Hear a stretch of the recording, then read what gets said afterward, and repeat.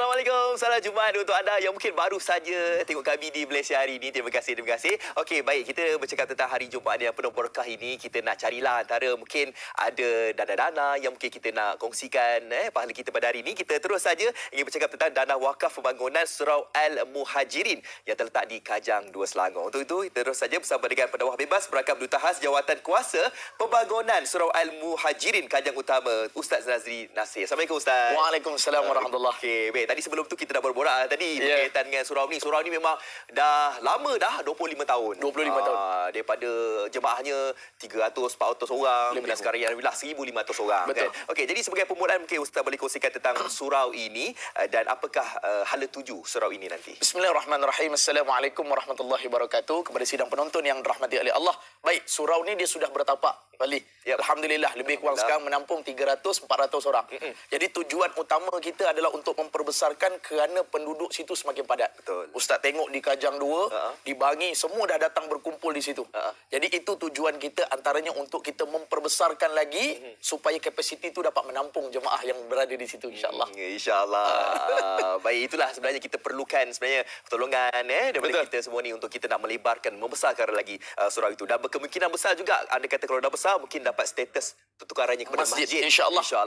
Amin. Okey, jadi kita nak tahulah antara perkembangan terkinilah dana yang telah disumbangkan. Alhamdulillah. Pertama sekali kita dah kumpul lebih kurang dalam 300 hingga 400 ribu buat masa ni. Untuk fasa yang pertama. Jadi kita berbaki lebih kurang dalam 9.6 juta. Jadi Ustaz menyeru kepada individu-individu hartawan, syarikat-syarikat korporat. Inilah peluang yang terbaik untuk kita rebut. Kerana sempena dengan hari Jumaat ni, Sayyidul Ayyam penghulu segala hari ni, inilah tempat untuk kita sama-sama infak wakaf untuk pembangunan Syariah Surau Al-Muhajirin. InsyaAllah. Amin. Dah lalang kita bercakap tentang infak ni, mungkin Ustaz boleh kongsikan tentang kebaikan infak lebih-lebih lagi dalam pembinaan masjid ni, Ustaz. Masya Allah. Allah Ta'ala berfirman di dalam Al-Quran, wa idza qila lahum anfiqu mimma razaqakumullah. Alhamdulillah, adalah untuk kita dermakan harta kita, duit kita adalah semata-mata untuk jariah. Nabi bersabda lagi dalam hadis, iza mata ibnu adama in qata amaluhu illa min salasin sadaqatin jariyah.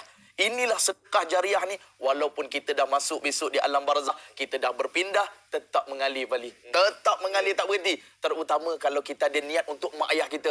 Sama ada mereka masih hidup ataupun telah pergi meninggalkan, jangan tinggalkan peluang ini, rebut. Kerana surau ni, Bali Ustaz tengok memang sangat aktif. Budak-budaknya dengan pengajian ilmunya, Qurannya, jangan lepaskan peluang. Rebut peluang ni cukup-cukup. Mudah-mudahan memberi kebaikan pada kita dunia akhirat, insya-Allah. InsyaAllah. Amin. Kena rebutlah peluang ini. Rebut Bali, insya-Allah. Sebab lebih lagi kita hari Jumaat ni memang ada di antara kita yang mungkin memang nak sangat memberikan infak ni. Jadi seperti mana anda dapat lihat di paparan skrin sekarang ini antara nombor akaun, dan yang paling penting sekarang ini, yang paling senang, anda scan sahaja QR code. Sekarang mudah Bali. Mudah, Ustaz. Pergi je dekat barcode tu. Scan, lepas tu bolehlah kata orang tu letak berapa amount yang ingin dikongsikan. Ustaz, ada orang cakap bahawasanya anda kata kalau kita ni nak derma ni ada amount yang tertentu. Ada juga yang mungkin kena kod nak memberikan wang kita ni. Jadi bagaimana Ustaz untuk menjawab soalan Pertama sekali kita kena ingat, harta yang Allah Ta'ala pinjamkan kepada kita, harta kita sebenar, harta kita infakkan di jalan Allah. Itulah harta kita sebenar. Lepas tu Ustaz sebut tadi, wa idza qila lahum anfiqu mimma razaqakumullah. Itulah harta yang perlu kita dermakan. Jangan kedekut, kerana kedekut ini adalah sifat iblis laknatullah.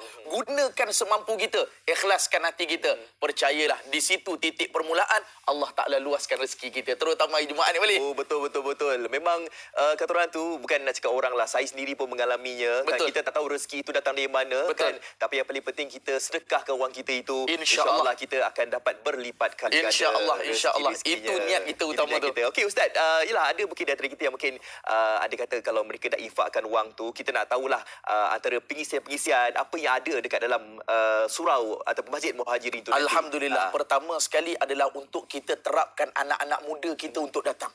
Tujuan kita untuk letakkan satu legasi siapa yang boleh mentadbir. Jadi di situ Ustaz tengok dengan kuliah agamanya, dengan kelas fardu ainnya, kelas iqra'nya, dan di situ aktif anak-anak kita beriadah.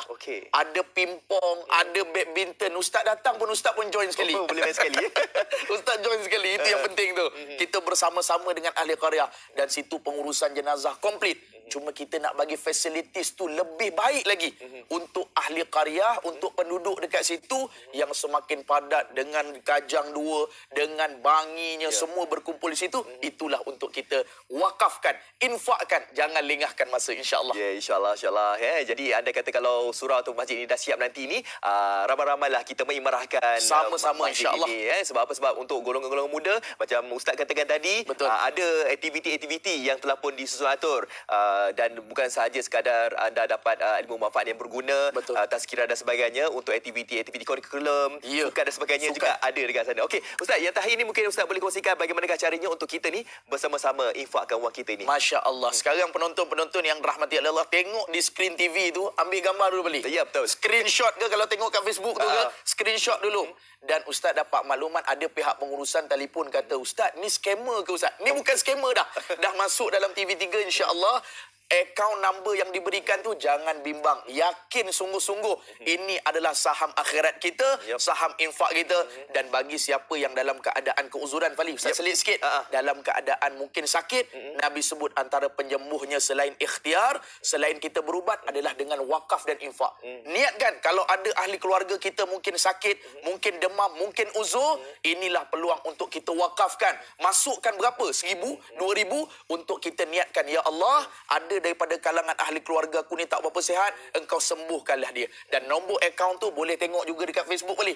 Ada, type je Surau Al-Muhajirin Kajang Utama Selangor. InsyaAllah dalam tu nombor akaun, segala akaun ada dalam tu, insyaAllah. InsyaAllah, amin. Semoga segala urusan dipermudahkan. Amin. Okey, jadi kepada anda semua yang mana mungkin nak infakkan wang kita tu, sebelum anda infak, ada screenshot dulu, share dulu dekat guru-guru WhatsApp. Cantik. Mungkin daripada 100 tu, mungkin 2-3 orang ada yang derma tu dah dapat pahala juga, insyaAllah. Amin. Baik, terima kasih dicakap kepada Ustaz Zazri Nasir. InsyaAllah. Kerana datang bagi berkongsi tentang dalam wakaf pembangunan Surau Al-Muhajirin Kajang Utama. Baik, terima kasih Ustaz. Terima kasih. Okey, kita nak kembali.